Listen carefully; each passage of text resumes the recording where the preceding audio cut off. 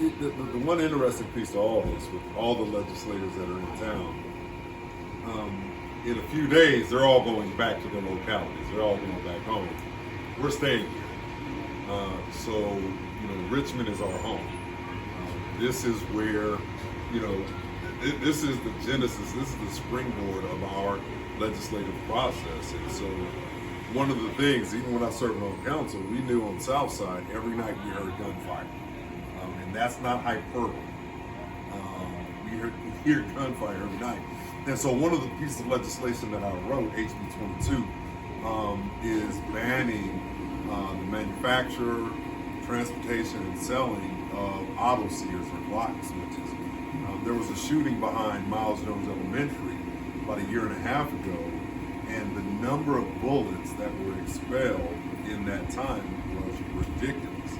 And so what that is, it's a small plastic device that keeps the trigger pin open, and it takes a semi-automatic handgun and turns it into an automatic, and you can literally empty a clip with one pull. But the issue is the recoil. You can't control and handle the recoil. So it's illegal federally, but our local police, they can't do it. So that's made it through the House. It's conformed with Senator Russell Perry's legislation on it. It's gotten support from D's and R's. We really think it's something, one, that should be signed, and we're holding out that it is going to be something that young people will sign. We've got to get common sense gun laws in because in localities like Richmond, it's what we deal with. People that are from Roanoke, God bless them. And this is no shade to Sam, Rasul, Delegate Rasul, or anyone from anywhere else. Richmond, especially the area that we represent, it struggles. That is one of our main issues, is gun violence. And so that's something I'm looking forward to.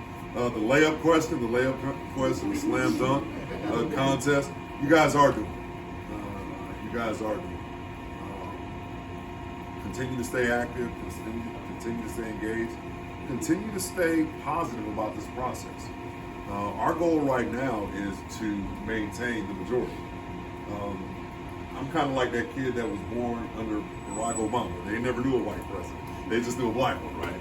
That's all they knew. All I know right now is the majority. And it's different. It feels good, right? And so our bills are getting passed. Our work is getting done. And so some things may not go the way you think. Some of my bills, they may go in, redhead, curly hair, come out bleach blonde by the time it comes to the Senate, right? But that's the process of getting good legislation in.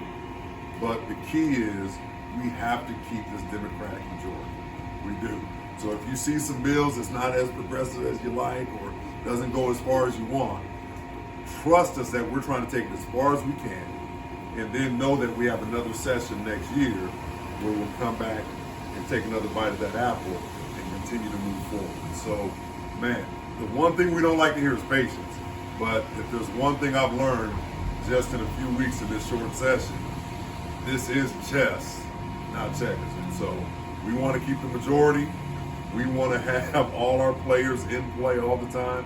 And it's really about, on our side in the House, 4 seats that will change everything, right? And make their lives a lot harder because they're going to have to block everything.